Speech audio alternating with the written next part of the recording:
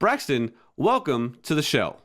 Man, I am so excited to be here, and I've loved you for a long time. I've seen you on the 1 Minute Apologist quite a bit and other things, and this is just, I feel like I'm talking to a celebrity here. Well, man, the feeling is absolutely mutual because I've been on your show. I've been following you and your conversations for quite a while. And that's why I'm really excited to have you on to discuss this idea of science. I mean, you're more than qualified to kind of walk us through this subject. And so I'm pumped.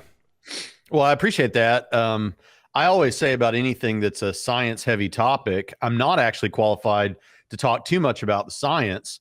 I don't have any background in science. And when I defend arguments like the Kalam cosmological argument, I go with the philosophical defenses rather than the scientific ones. But what I do think I'm qualified to talk about, and I think anyone who's thought through it enough and read the relevant material should be qualified to talk about, is whether or not science is the only way to really, or the best way to know things. And so we can certainly talk about the limits of science as non-scientists.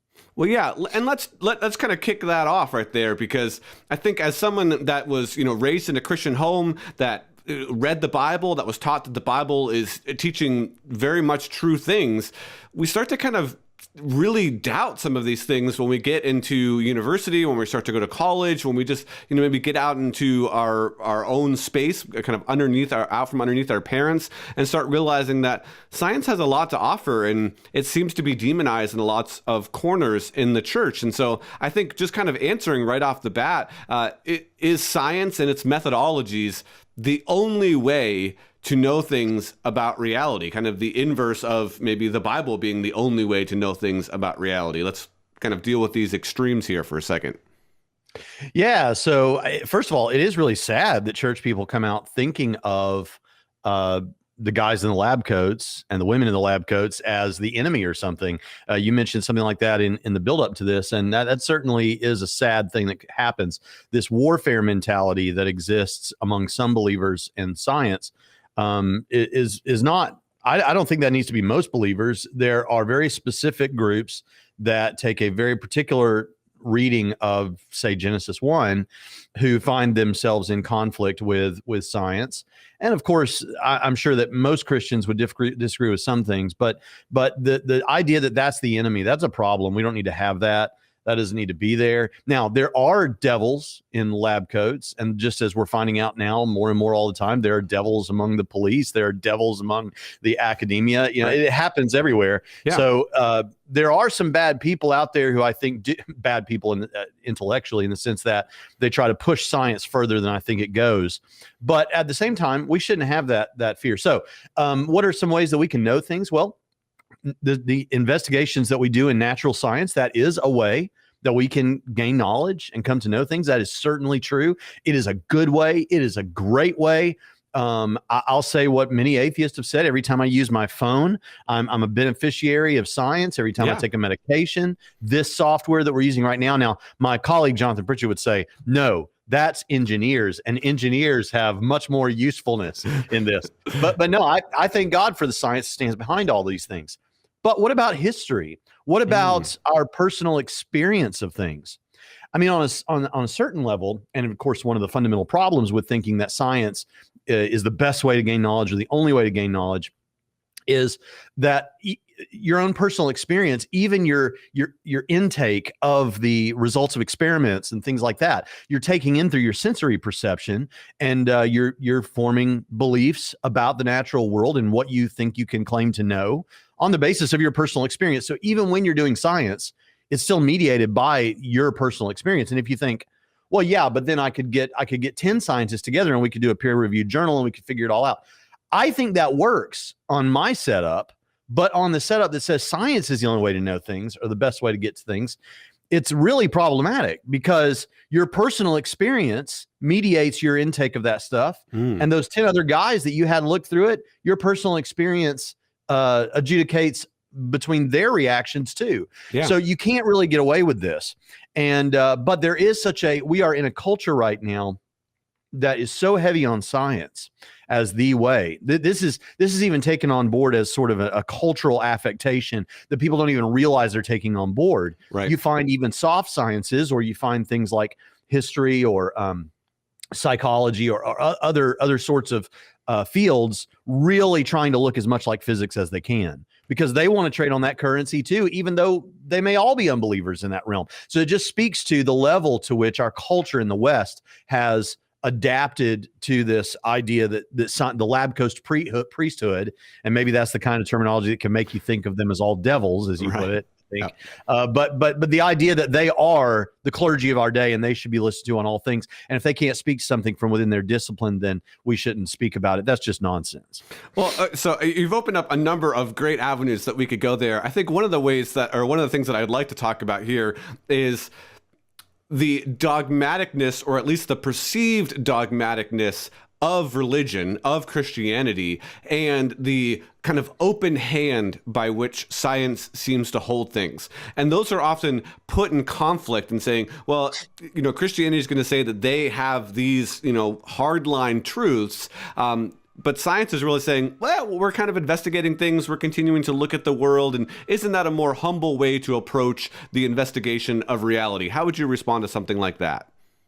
Well, I would respond by saying, first of all, you have very dogmatic people in the scientific communities. That's going on both sides, that have certain pet ideologies or pet things that they're not going to bend on, no matter what. Yeah. Because, like we say, there are bad apples in every field. So sure, you don't want to put yourself in a position where I'm defending all apologists or all pastors or you're defending all scientists. No, there's people that do that on both sides.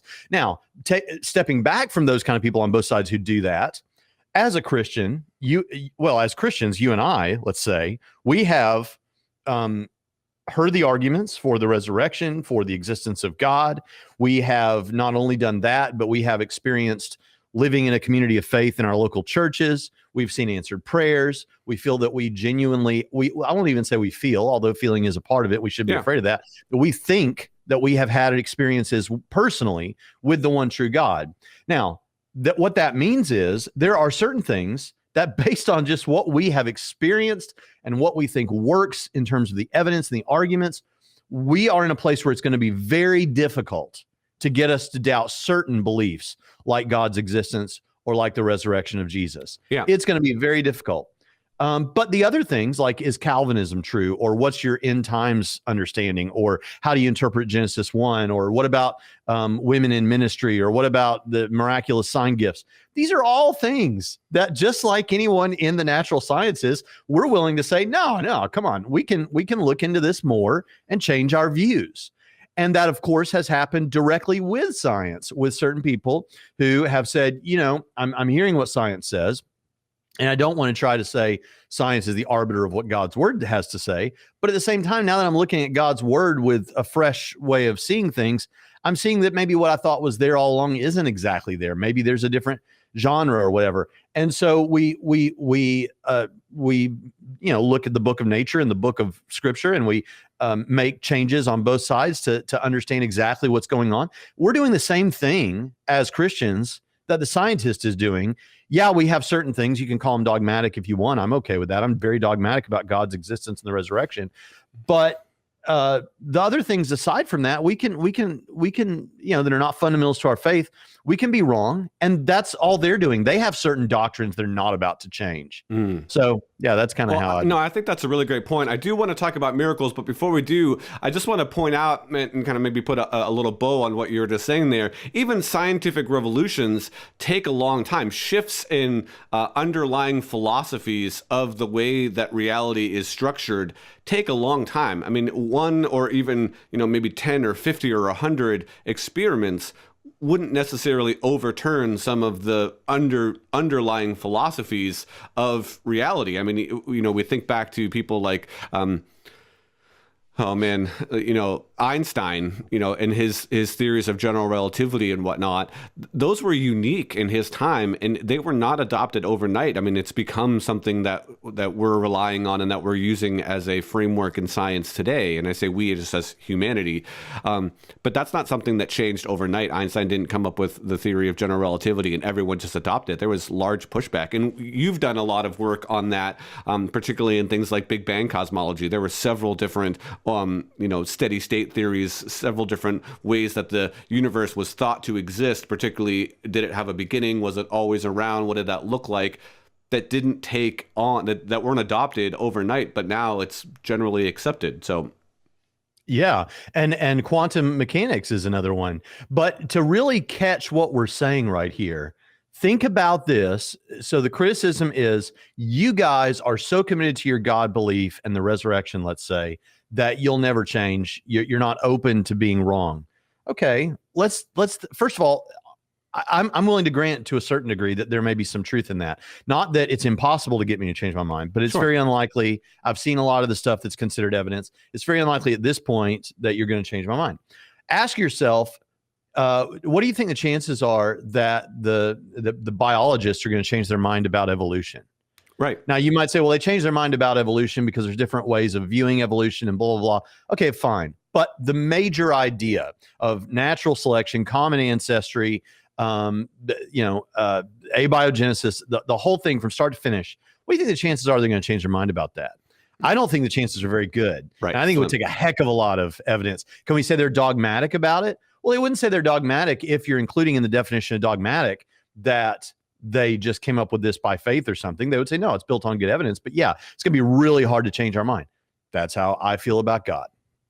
Well, I think that's a really great analogy just because of the history that you have behind something like, let's say, the resurrection.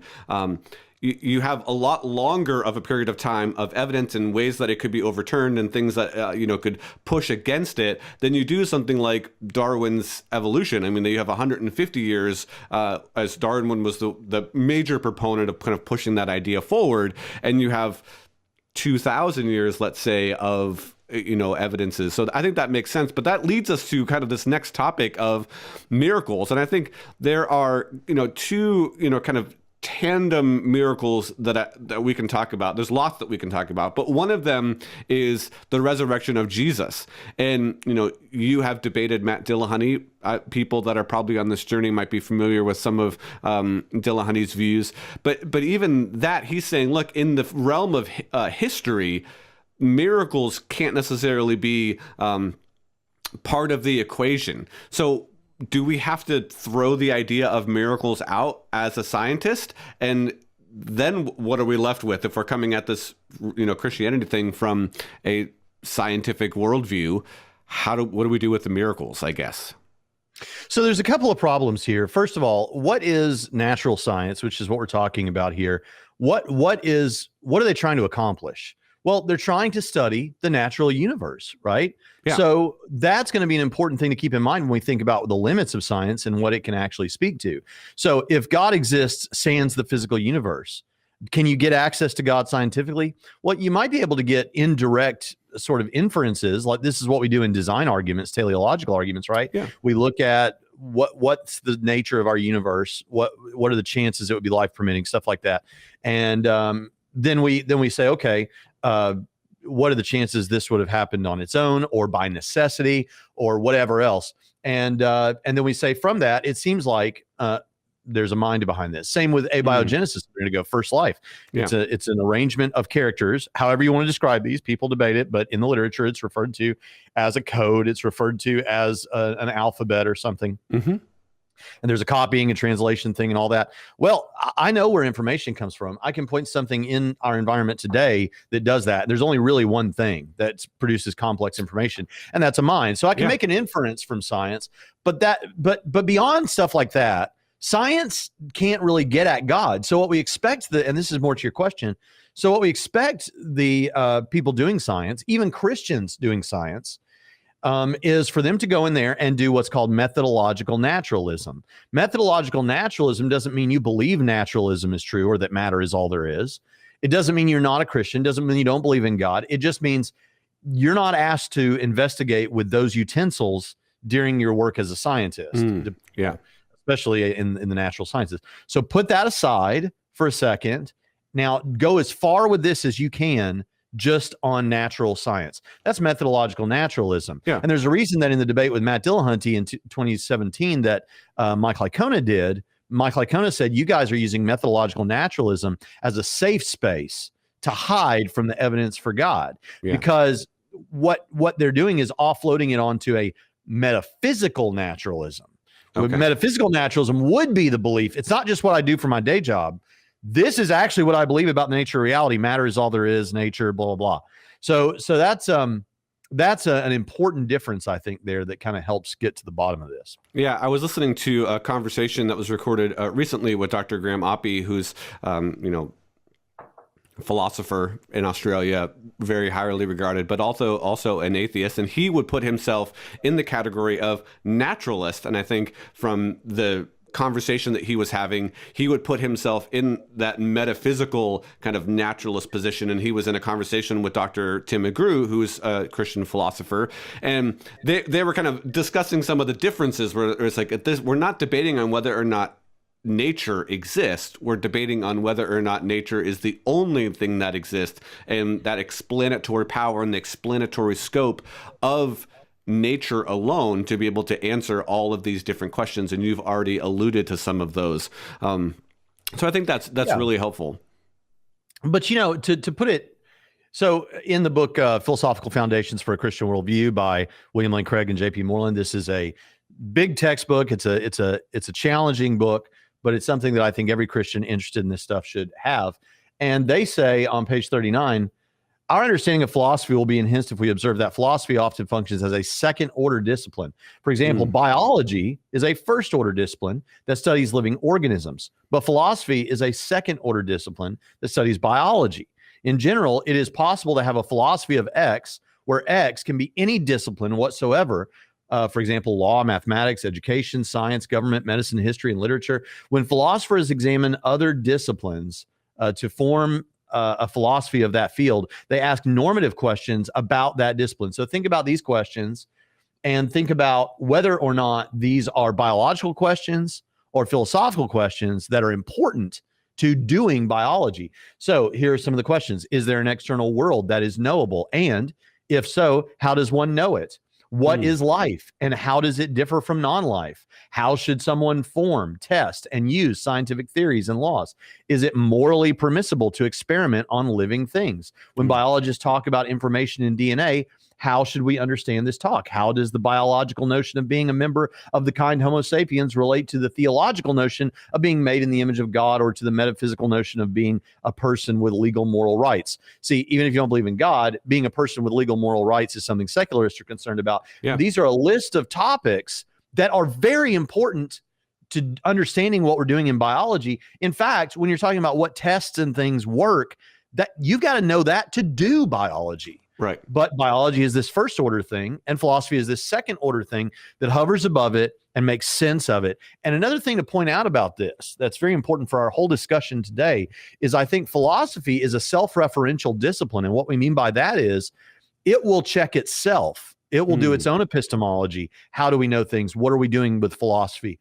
Biology and other disciplines like that require philosophy to come along and speak to those things for that discipline. Within philosophy, it's taken care of by philosophy. So I think that's important. Yeah, that's very important. And I loved those, kind of assumptions, if you will. And again, they're not that they're completely undemonstrated, but they are some things that have to be in place in order just to walk into the lab and start doing testing, in order to kind of start publishing papers and to have this idea of repeatability and to have common language between scientists. So I think that's a really important point, that, philosophy is this, as used to be said, the handmaiden of sciences, that there's a relationship there.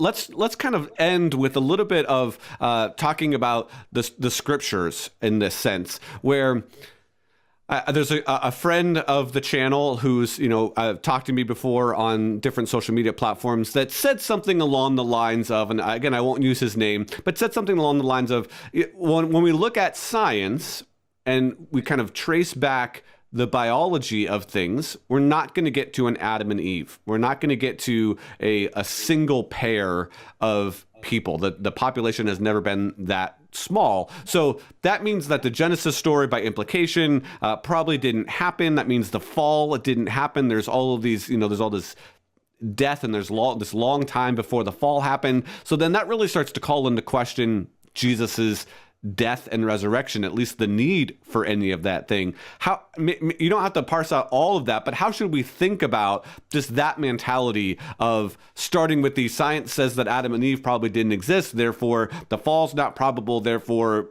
what's really the need for Jesus?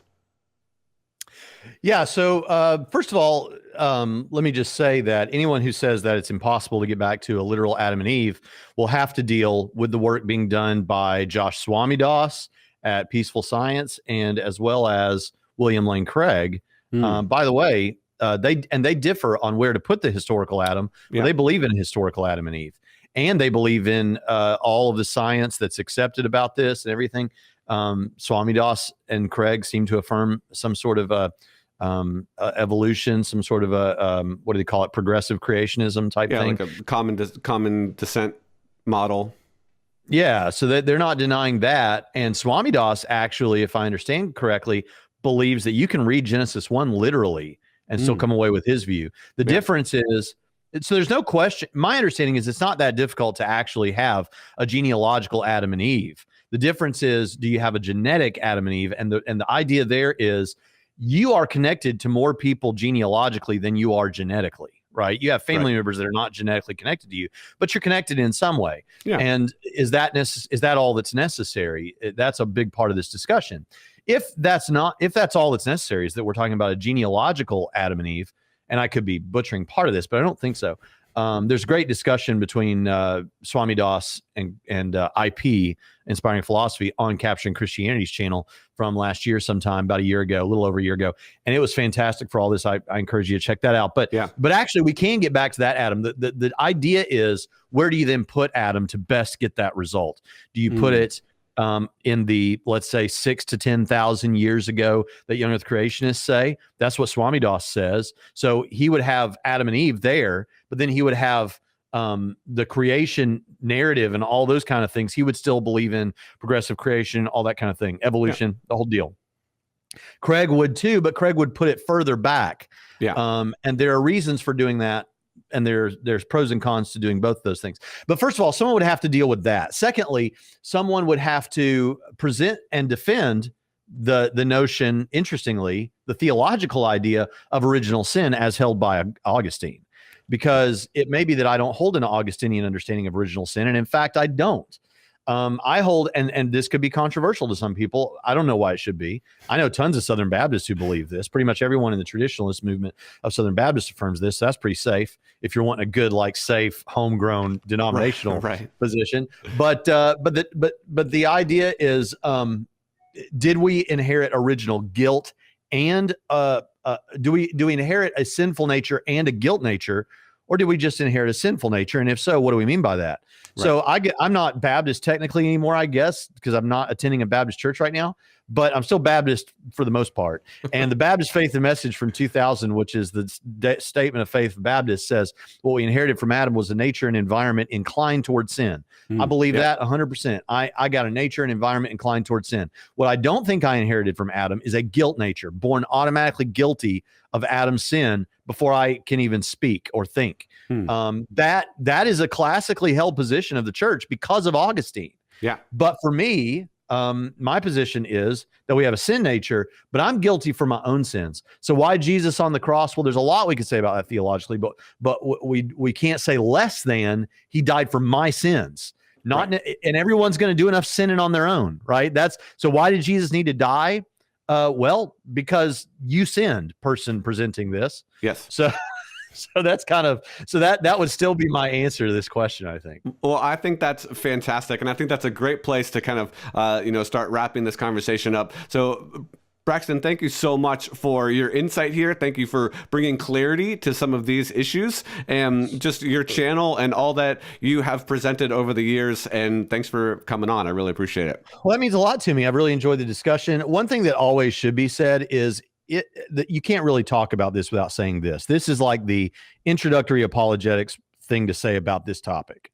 So I'm going to go ahead and say it just so we tick that box. Yep. But if you're a person out there who makes the statement that science is the only way to come to knowledge, or it's the best way to come to knowledge, you are making a statement that cannot refer to itself.